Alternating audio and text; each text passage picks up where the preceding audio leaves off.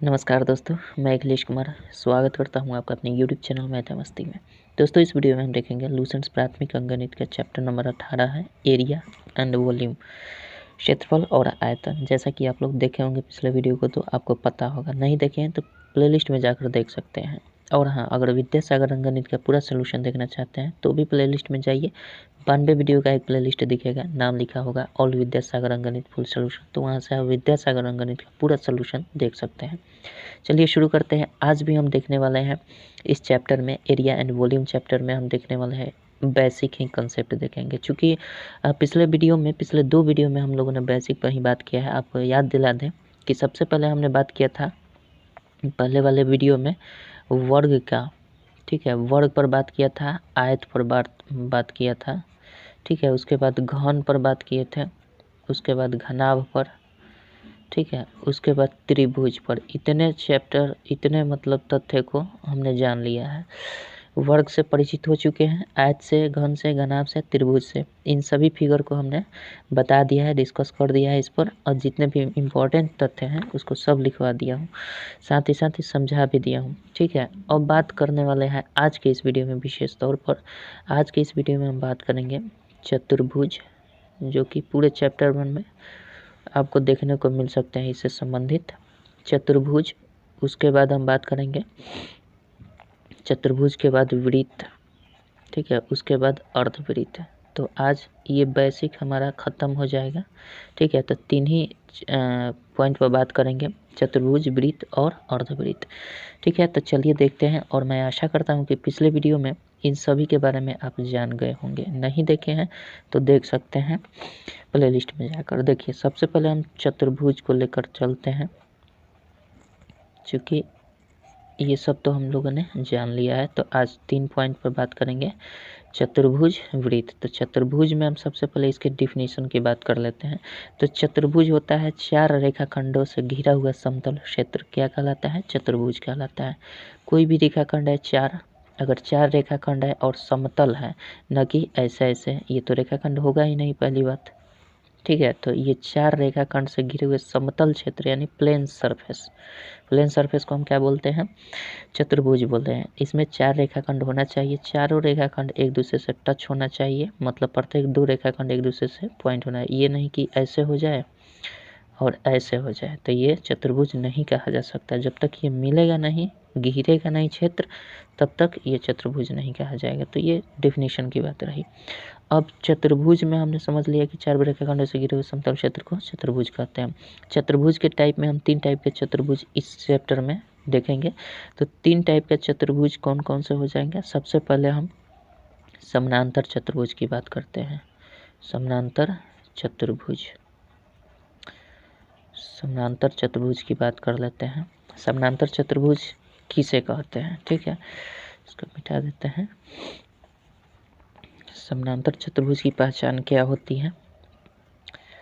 अब जितने भी बात करेंगे सब चतुर्भुज पर होगा, तो सब चतुर्भुज ही, लेकिन इसको डिफाइन अलग अलग तरह से किया जाता है। तो समानांतर चतुर्भुज की जब भी बात आए तो हम कहेंगे कि जिस चतुर्भुज के आमने सामने की भुजाएं समान और समानांतर होती हैं उसे हम समानांतर चतुर्भुज कहते हैं। मतलब इसके सामने आमने सामने की भुजा जो होगी समान होगी और साथ ही साथ समानांतर होगी। इसके सामने की भुजा ये है, ये समान होगी लंबाई में और साथ ही साथ इसके समानांतर ये होगी। समानांतर कहने का मतलब इसको कहीं तक भी मिला दीजिए ऊपर बढ़ाकर, इन दोनों के बीच की डिस्टेंस जो है ना, ये वाला, ये हमेशा समान ही रहेगी, घटेगी बढ़ेगी नहीं, ठीक है।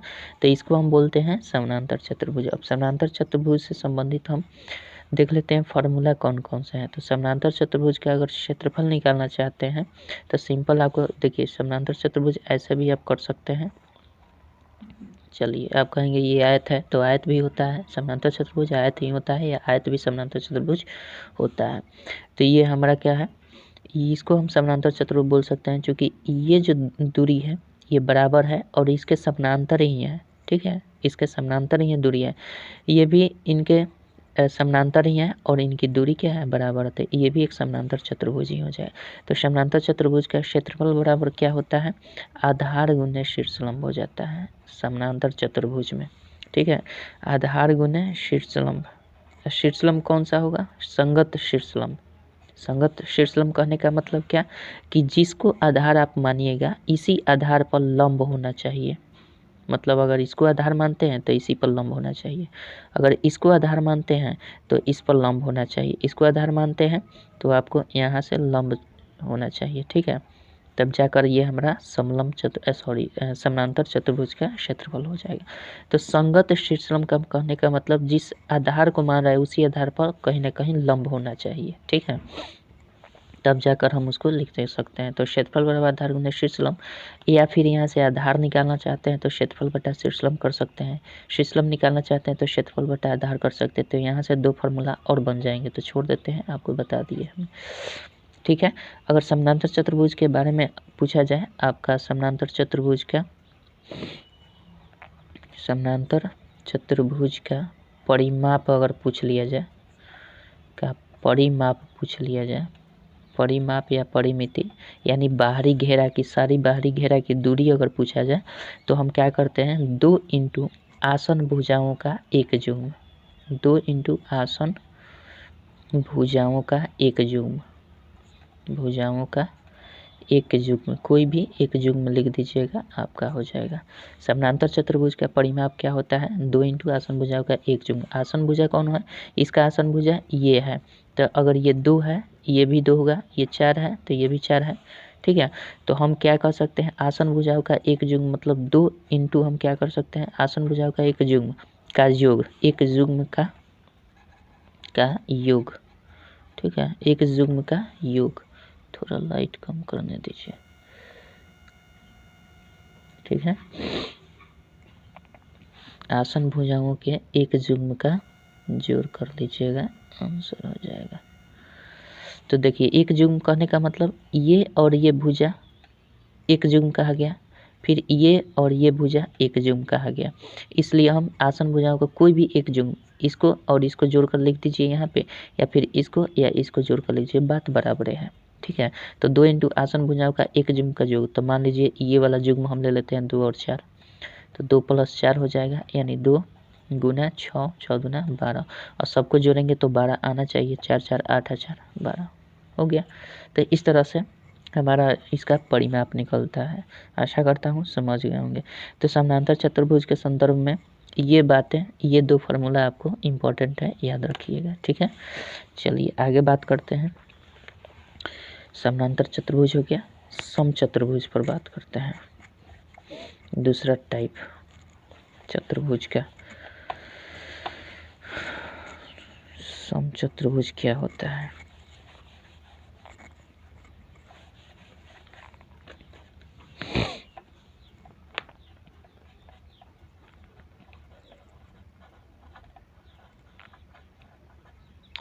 समचतुर्भुज में क्या होता है, जिस चतुर्भुज की सभी भुजाएं आपस में बराबर होती है, जिस चतुर्भुज के सभी भुजाएं आपस में बराबर होती है, लेकिन कोण जो होता है निश्चित नहीं होता है कि 90 डिग्री हो, लेकिन भुजा फिक्स है कि भुजा सब बराबर होंगे, तो उसको हम क्या बोलते हैं, समचतुर्भुज बोलते हैं। यानी अगर ये x मीटर है तो टोटल x मीटर हो जाएगा, ये भी x, ये भी x, ये भी x हो जाएगा, लेकिन इसमें 90 डिग्री का कोण का होना अनिवार्य नहीं होता है।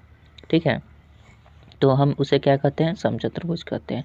अब इससे संबंधित हम क्या कर सकते हैं, इससे संबंधित जो क्षेत्रफल इसका क्या निकलता है, तो इसका क्षेत्रफल भी वही होता है, आधार गुने ऊंचाई, आधार गुने ऊंचाई कर देंगे। समचतुर्भुज समांतर चतुर्भुज आधार गुने ऊंचाई लिखते हैं। ठीक है, तो क्षेत्रफल आधार गुना ऊंचाई, यहाँ से आधार निकालना चाहते हैं तो क्षेत्रफल बटा ऊंचाई, ऊंचाई निकालना चाहते हैं तो क्षेत्रफल बटा आधार कर सकते हैं। तो यहाँ से भी 2 फार्मूला और बन जाएंगे। परिमिति की बात किया जाए तो इसकी परिमाप या परिमिति क्या हो जाएगा, सभी बाहरी घेरा के दूरी को परिमिति कहते हैं किसी भी आकृति के। तो सबको जोड़िएगा तो देखिए ये x x x x यानी 4x हम कह सकते हैं, यानी x के अगर हमने एक भुजा माना है तो हम लिख सकते हैं 4 गुना एक भुजा भी लिख सकते हैं, 4 गुना एक भुजा भी लिख सकते हैं, कर सकते हैं ना, क्योंकि सारे भुजा तो बराबर ही हैं, तो 4 बार जोड़ना है, यानी डायरेक्ट हम 4 से गुना कर देंगे तो काम हो जाएगा, तो 4 गुना एक भुजा। ठीक है, आशा करता हूँ समझ गए। अगर विकर्ण दिया हो इसमें तब हम समचतुर्भुज का क्षेत्रफल कैसे निकाल सकते हैं, अगर विकर्ण दिया हो तो क्षेत्रफल, थोड़ा लाइट अगर समचतुर्भुज का क्षेत्रफल निकालना हो, अगर विकर्ण दिया हो तो हम क्या कर देते हैं, 1/2 गुने विकर्णों का गुणनफल कर देते हैं। दोनों विकर्णों का गुणनफल कर देंगे तो हमारा क्षेत्रफल निकल जाएगा। गुणनफल विकर्णों का गुणनफल कर देंगे। विकर्ण इसका ये है और इसका ये विकर्ण है, ठीक है। तो क्षेत्रफल बराबर क्या होता है, 1/2 गुने विकर्णों का गुणनफल। अगर विकर्ण दिया हो तो, विकर्ण नहीं दिया है तो आधार और गुने शीर्षलम कर देंगे तो समचतुर्भुज का क्षेत्रफल निकल जाएगा। परिमिति 4 गुने 1 भुजा। तो ये फॉर्मूला आप याद रख सकते हैं, ठीक है। अगर विकर्ण दिया हो और आपसे एक भुजा उसका पूछा जा रहा है तो क्या कर सकते हैं, अगर विकर्ण दिया हो और एक भुजा पूछे समचतुर्भुज का, एक भुजा की लंबाई क्या है, तब विकर्ण अगर दिया हो तो हम सबसे पहले रूट अंडर कर लेते हैं। विकर्ण 1 यानी पहला विकर्ण भी कर सकते हैं, आप बटा 2 कर लीजिएगा। इसका स्क्वायर करके आप प्लस कर देते हैं विकर्ण 2 कर दीजिए और बाई 2 कर देते हैं, इसका स्क्वायर कर दीजिएगा, ठीक है। दोनों विकर्णों को आधा करके स्क्वायर कर देंगे, आधा करके स्क्वायर कर देंगे और जोड़ देंगे और ये रूट उसका वर्गमूल निकाल देंगे तो हमारा एक भुजा की लंबाई निकल जाती है, ठीक है। तो आशा करता हूँ ये समझ गए होंगे। अब देखिए एक चतुर्भुज पर और बात कर लेते हैं। तो समचतुर्भुज के संदर्भ में ये 3-4 बातें आपको याद रखनी है। चलिए, हालांकि इतना उपयोग भी होगा भी नहीं चैप्टर में, 1-2 हो सकता है कि हो जाए, लेकिन बेसिक में अगर दिया है तो आपको याद रखना ज़रूरी है, आगे क्षेत्रमिति में भी काम करेगा। चलिए बात करते हैं हम, इसके बाद हम बात कर लेते हैं समलंब चतुर्भुज की। समलंब चतुर्भुज, समलंब चतुर्भुज क्या होता है, जिस चतुर्भुज के 2 भुजाएं समानांतर होती हैं और 2 भुजाएं असमानांतर होती है तो उसे हम क्या बोलते हैं, तब उसे हम बोलते हैं समलंब चतुर्भुज। देखिए ये 2 भुजाएं हैं, क्या समानांतर दिख रही है, समान हो या ना हो उससे मतलब नहीं है, बराबर हो या ना हो उससे मतलब नहीं है, बस समानांतर होनी चाहिए 2 भुजाएं, या फिर एक भुजा युग्म समानांतर और एक भुजा युग्म असमानांतर होती है तो उसे हम समलंब चतुर्भुज कहते हैं। यानी जिस चतुर्भुज की 2 भुजाएं समानांतर और 2 भुजाएं असमानांतर होती है तो उसे हम क्या कहते हैं, समलंब चतुर्भुज कहते हैं। देखिए ये दोनों भुजाएं एक दूसरे के समानांतर है, लेकिन ये दो भुजाएं एक दूसरे के समानांतर नहीं है। मतलब समानांतर कहने का मतलब समान अंतर का नहीं है। अगर हम इसको इस तरह से मिला दें, इस भुजा को इधर बढ़ा दें और इस भुजा को इधर बढ़ा दें तो कहीं ना कहीं जाकर ये मिल जाएगी, लेकिन इस भुजा को हम अनंत तक बढ़ा दें तो ये समान अंतर है इसका, ठीक है, यानी समानांतर है तो ये नहीं मिल पाएगी। तो इस टाइप के जितने भी चतुर्भुज होते हैं इसको हम बोलते हैं क्या, इसको बोलते हैं समलंब चतुर्भुज, ठीक है। अब इससे संबंधित जो भी जानकारी है उसको आप नोट कर लें। इसका क्षेत्रफल बराबर सबसे पहले आपसे पूछा जा सकता है, x का क्षेत्रफल 1/2 गुने समानांतर भुजाओं का, ये दोनों जो है ना, इन समानांतर भुजाओं का योग कर देते हैं। समानांतर भुजाओं का योग, समानांतर भुजाओं का योग गुने कर देते हैं ऊंचाई, ठीक है। समानांतर भुजाओं का योग कर देते हैं और इसकी ऊंचाई कर देते हैं तो हमारा निकल जाता है समलंब चतुर्भुज का क्षेत्रफल, ठीक है। यहाँ से आप ऊंचाई निकालना चाहते हैं तो क्षेत्रफल बटा 2 गुने क्षेत्रफल बटा समानांतर भुजाओं का योग कर देंगे तो हमारा ऊंचाई निकल जाएगा। और दोनों समानांतर भुजाओं का योग निकालना चाहते हैं तो ऊंचाई को इधर लाकर हम बटा कर देंगे, इसको 2 को उधर गुना कर देंगे तो भी हमारा हो जाएगा, ठीक है। आशा करता हूँ समझ गए होंगे। तो इसके संबंध में इतना जानकारी। और हाँ, कुछ ऐसे चतुर्भुज होते हैं जिसका डेफिनेशन संभव नहीं है, जैसे कि कुछ अलग टाइप के चतुर्भुज होते हैं, जैसे मान लीजिए इस टाइप का चतुर्भुज हो गया, ठीक है। इस टाइप का अगर कोई चतुर्भुज हो गया तो देखिए इसमें न तो ये समानांतर, ये भुजा इसके समानांतर दिख रहा है, न ये भुजा इसके समानांतर, तो समलंब हो नहीं सकता है, नहीं हो सकता है।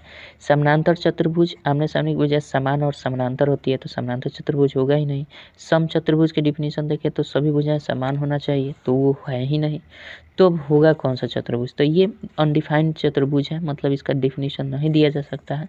तो ऐसे चतुर्भुज का हम क्षेत्रफल कैसे निकाल पाएंगे? ऐसे चतुर्भुज का हम क्षेत्रफल हमेशा इसके अंदर विकर्ण, जैसे देखिए मैं पहले ही खींच दिया विकर्ण, ठीक है। इसके अंदर विकर्ण खींचकर इसको दो भागों में बांट देते हैं। किसी से भी ऐसे भी विकर्ण खींचकर दो भागों में बांट देंगे। दो भाग में बांटेंगे तो इस चतुर्भुज का क्षेत्रफल कैसे निकलेगा? त्रिभुज का क्षेत्रफल हम जानते हैं, त्रिभुज का क्षेत्रफल, ये एक त्रिभुज बन गया और ये एक त्रिभुज बन गया, तो दोनों का क्षेत्रफल निकाल कर हम जोड़ देंगे, सिंपल बन जाएगा। अगर इसको आधार मानते हैं तो यहाँ से हम ऊंचाई इसको ज्ञात कर लेंगे, तो आधार गुना ऊंचाई 1/2 गुना आधार गुना सिस्लम कर देंगे, तो त्रिभुज का इसका क्षेत्रफल निकल जाएगा। और फिर अगर इसका निकालना चाहते हैं, इसको आधार माने, तो ऊपर से यहाँ से हम लंब डाल देंगे, तो इसकी लंबाई निकल जाएगी, ऊंचाई निकल जाएगी, तो 1/2 गुना आधार गुना सिस्लम कर देंगे, तो इस त्रिभुज का क्षेत्रफल निकल जाएगा। दोनों त्रिभुज का क्षेत्रफल को जोड़ देंगे तो ये हमारा ओवरऑल चतुर्भुज का क्षेत्रफल निकल जाएगा। तो जिसका डिफिनीशन नहीं है, जिसका मतलब परिभाषा नहीं बन पाया है जिस चतुर्भुज का, उस चतुर्भुज को हम ऐसा ही डिवाइड करके क्षेत्रफल ज्ञात करते हैं, ठीक है। आशा करता हूँ समझ गए होंगे। चलिए, तो हमने चतुर्भुज में तीनों चतुर्भुज का टाइप देख लिया। अब बात करते हैं हम वृत्त के बारे में, ठीक है। वृत्त के संबंध में देख लेते हैं क्या होता है। वृत्त में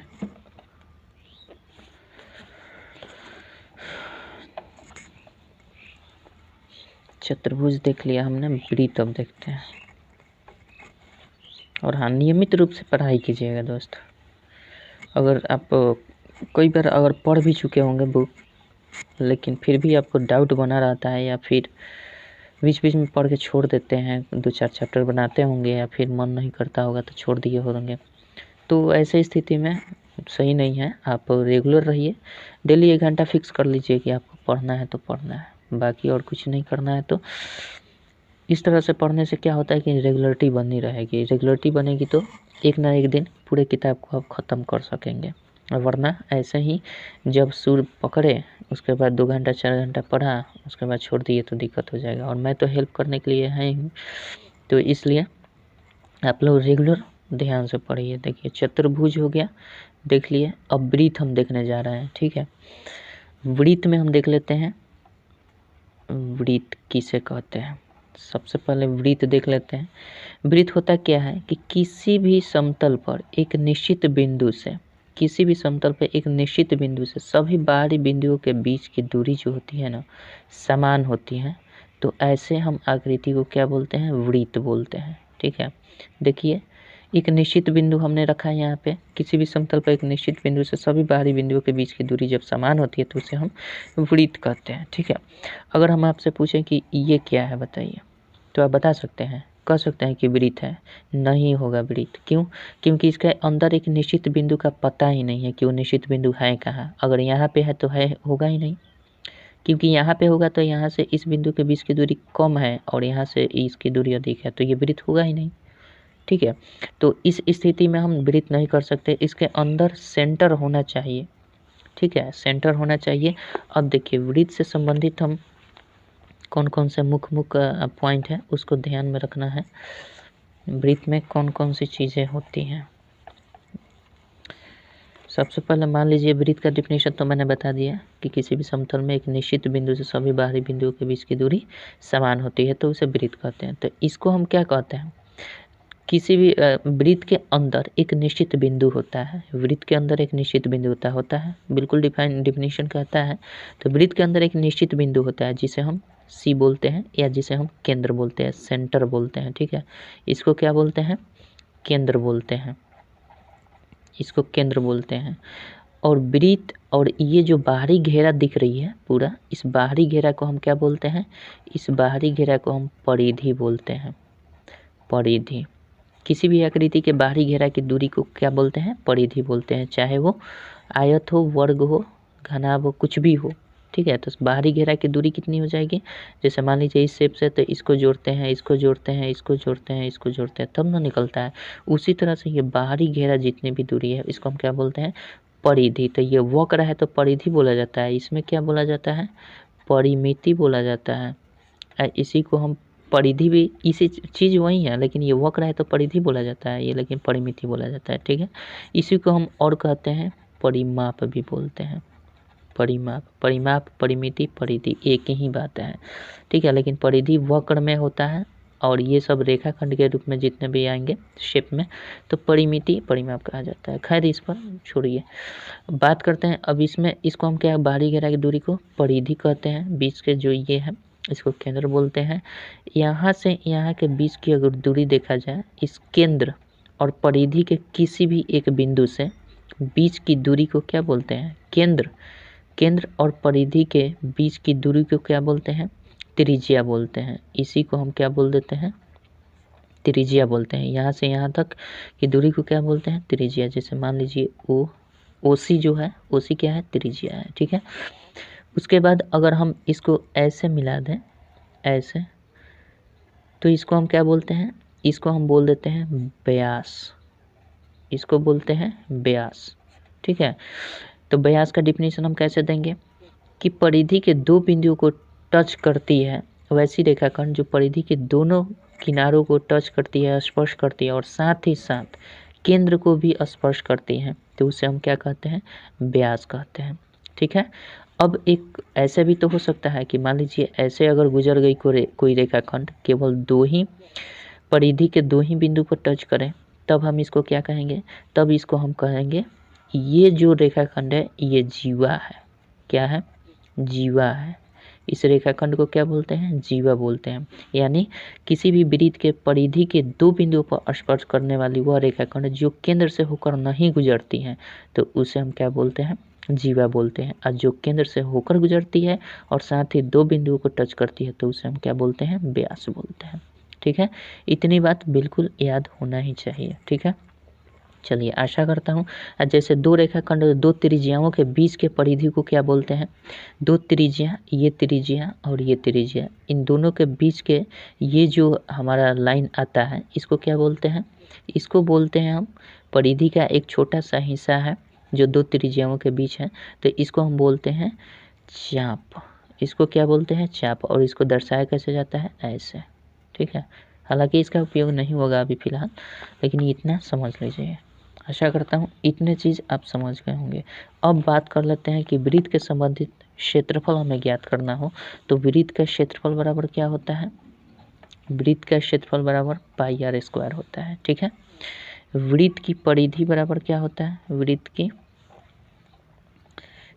की परिधि बराबर, अगर आपसे पूछा जाए, मतलब इसकी दूरी, पूरा बाहर जो घेरा है इसकी दूरी क्या होता है, तो वृत्त की परिधि बराबर 2 पाई आर होता है, या फिर हम कह सकते हैं पाई डी होता है, पाई डी। पाई डी कैसे हो गया भैया, तो देखिए ये जो त्रिज्या है ना, ये त्रिज्या, इधर से भी ये त्रिज्या और फिर यहाँ ऐसे भी हम मिला दें तो भी तो ये त्रिज्या हो गया। तो एक त्रिज्या, दो त्रिज्या, दो त्रिज्या मिलकर ही तो एक व्यास का निर्माण कर रही है। तो हम कह सकते हैं कि 2r मतलब दो त्रिज्या 2r पाई है, या फिर हम इसको ऐसा भी लिख सकते हैं, इसको हम ऐसा लिख सकते हैं 2 पाई आर जो लिखे हैं ना, इसको कैसा लिख सकते हैं, 2 ऐसे कर सकते हैं, पाई इंटू 2r भी कर सकते हैं, ठीक है। और इसी को पाई और 2r का मतलब क्या, एक आर यहाँ से एक आर यहाँ से, तो 2r मिलकर हमारा क्या बन गया, d बन गया। यानी 2r का मतलब d हो जाएगा, डायमीटर हो जाएगा, यानी इसका क्या हो जाएगा, व्यास हो जाएगा, ठीक है। तो हम इसको पाई डी से भी कर सकते हैं या 2 पाई आर भी कर सकते हैं, ठीक है। आशा करता हूँ ये समझ गए होंगे। तो ये तो फॉर्मूला है, आप जानते भी होंगे, 2 पाई आर वृत्त की परिधि होती है, या पाई डी भी हम कर सकते हैं। और हमेशा डी जो होता है वो 2r के बराबर होता है, इसी से संबंधित यहाँ पे हमने चर्चा किया। लिख देते हैं इसको भी, d बराबर हमेशा 2r होता है और r बराबर हमेशा d/2 होता है। देखिए यहाँ से यहाँ हम क्या बोलते हैं, d बोलते हैं, यानी व्यास। यहाँ से यहाँ तक ये व्यास होता है, और व्यास जो होता है त्रिज्या का दोगुना होता है, मतलब इसका दोगुना होता है। 2 त्रिज्या मिलकर एक व्यास बनता है। उसी प्रकार से त्रिज्या क्या होता है, ये पूरे का आधा भाग होता है। ये पूरे डायमीटर का आधा भाग होता है, पूरे व्यास का आधा होता है त्रिज्या। तो इसको भी हम संबंध कैसे दे सकते हैं, d बराबर 2r, r बराबर d/2, ऐसे भी कर सकते हैं। ठीक है, तो ये समझने वाली बात है। अब बात कर देते हैं वृत्त का क्षेत्रफल। हमने देख लिया, इसमें जितने भी इम्पोर्टेंट तथ्य हैं, जो ये सब आपको डिफिनीशन समझने की ज़रूरत है, और कहीं भी ज़रूरत पड़े तो ऐसे आप फिगर करके याद भी कर सकते हैं। ठीक है, तो इतने चीज़ आपको ध्यान रखना है। अब चलिए बात करते हैं, इससे संबंधित हमने जितने भी तथ्य था सब बता दिए। अब बात कर लेते हैं अर्धवृत्त पर। ठीक है, अर्धवृत्त की बात कर लेते हैं। वृत्त से संबंधित इतने पॉइंट आपको याद रखने हैं। अब अर्धवृत्त पर देख लेते हैं थोड़ा सा, क्योंकि क्षेत्रफल पर ही ज़्यादा फोकस करना है हमें। क्षेत्रफल देख लेते हैं। अर्धवृत्त होता क्या है, जैसे मान लीजिए कोई वृत्त है, इसी वृत्त का जब व्यास खींचा जाता है तो ये वृत्त क्या हो जाता है, 2 हिस्सों में, बराबर हिस्सों में बंट जाता है। जब भी हमेशा वृत्त को कौन विभाजित कर सकता है समान हिस्सों में, तो वो विभक्त कर सकता है केवल और केवल इसका व्यास, न कि जीवा। जीवा कभी 2 भागों में बराबर नहीं करता है, 2 अर्धवृत्त में चेंज कर देता है। एक बड़ा वृत्त, एक दीर्घ वृत्त और लघु वृत्त में चेंज करता है जीवा। लेकिन व्यास जो होता है वो हमेशा किसी भी वृत्त को आधे 2 हिस्सों में बराबर बांट देता है। ठीक है, तो ये मान लीजिए कि ये भी क्या है, ये भी हमारा एक व्यास है, और ये ऊपर का जो भाग है ना, ये जितनी इसके ऊपर का भाग है उतना ही नीचे का भी भाग होगा। ठीक है, यानी दोनों बराबर हिस्सों में बढ़ जाता है। तो प्रत्येक हिस्सा को हम क्या बोलते हैं, अर्धवृत्त बोलते हैं। प्रत्येक हिस्सा को अर्धवृत्त बोलते हैं। इसको डिफिनीशन के रूप में बोलना है तो आप कह सकते हैं कि वृत्त को उसका व्यास 2 भागों में बांटता है, और प्रत्येक भाग को हम क्या बोलते हैं, अर्धवृत्त बोलते हैं। ठीक है, आशा करता हूँ समझ गए होंगे। अब अर्धवृत्त से संबंधित क्षेत्रफल देख लेते हैं। अर्धवृत्त का अगर क्षेत्रफल पूछा जाए, अर्धवृत्त का क्षेत्रफल, तो आप क्या लिख सकते हैं, πr² तो पूरे वृत्त का क्षेत्रफल होता है। πr² पूरे वृत्त का क्षेत्रफल होता है, ये पूरे का क्षेत्रफल πr²। तो अर्धवृत्त का क्षेत्रफल क्या हो जाएगा, अर्धवृत्त का क्षेत्रफल πr²/2। अर्ध मतलब आधा वृत्त का, केवल इतना भाग का क्षेत्रफल अगर निकालना हो तो पूरे भाग के क्षेत्रफल में 2 से भाग कर देंगे तो आधा का निकल जाएगा। इसी को हम लिखते कैसे हैं, 1/2 πr²। ठीक है, वही चीज़ है, लिखने का थोड़ा सा स्थान चेंज हुआ है। तो अर्धवृत्त का क्षेत्रफल बराबर क्या हो जाएगा, 1/2 πr²। अब अर्धवृत्त का परिमिति अगर देखा जाए, अर्धवृत्त की परिधि या परिधि ही कहते हैं इसमें। अर्धवृत्त की परिधि निकालना हो तो हम क्या करते हैं, पूरे ये बाहरी घेरा की दूरी को हम परिधि बोलते हैं वृत्त में, लेकिन आधे वृत्त का परिधि ज्ञात करें तो परिधि क्या होता है, सभी बाहरी घेरा की दूरी होती है परिधि। तो अर्धवृत्त का शेप तो हमारा कुछ इस प्रकार से ना होता है, तो अर्धवृत्त में कुछ इस प्रकार से शेप रहता है। तो ये पूरे परिमिति कितना होता है, ये पूरा परिमिति अगर ऐसा देखा जाए, ऐसे ये होता तो ये पूरे परिमिति क्या होता है, वृत्त की परिमिति। तो वृत्त की परिमिति या वृत्त की परिधि होता है 2πr, वृत्त की परिधि होता है 2πr अगर होता तो, नहीं है आधे है तो फिलहाल हम रहने देते हैं। तो आधा है तो हम क्या कर देंगे, सिंपल इसका आधा कर देंगे, क्योंकि आधे तो लिए हैं। तो यानी इसका मान हमारा निकल गया कितना, ये 2 से 2 खत्म हो जाएगा तो केवल πr निकल गया। यानी यहाँ से यहाँ तक की जो दूरी है इसकी, ये πr के बराबर होगी। ठीक है, और यहाँ से यहाँ तक की दूरी को केंद्र और परिधि के किसी एक बिंदु के बीच की दूरी को क्या बोलते हैं, r बोलते हैं। इसको भी r बोलते हैं। ठीक है, तो ये r और r कितना हो जाएगा, 2r हो जाएगा, क्योंकि बाहरी घेरा की दूरी को ही तो परिधि बोलते हैं। तो इतना का दूरी हमें पता चल गया कि πr होता है। ठीक है, तो इसकी दूरी और इसकी दूरी फिर जोड़ देंगे तो हमारा निकल जाएगा। तो यहाँ से r कॉमन कर लेंगे तो π+2 हो जाएगा, या फिर आप कर सकते हैं r × 2 + π, जिस तरह से भी करना है, जोड़ के अंदर रूप में है तो कोई दिक्कत नहीं है। ठीक है। तो इस प्रकार से आप कर सकते हैं कि अर्धवृत्त की परिधि जो होती है वो r/2 + होती है। ठीक है। अर्धवृत्त का क्षेत्रफल अगर निकालना चाहते हैं तो अर्धवृत्त का क्षेत्रफल ये चीज़ जो मैंने बता दिया। ठीक है। तो इतना चीज़ अर्धवृत्त से संबंधित याद रखिएगा। चलिए, तो ये चैप्टर का अब बेसिक ख़त्म हो जाता है। फिर अगले वीडियो से हम प्रश्नावली का सलूशन कर देंगे। ठीक है। आशा करता हूँ कि इतने चीज़ आपको समझ में आ ही गया होगा। और हाँ, अगले वीडियो से मिलते हैं तब। अगले वीडियो से हम प्रश्नावली का सलूशन करेंगे। तब तक ले चलते हैं। जय हिंद, जय भारत।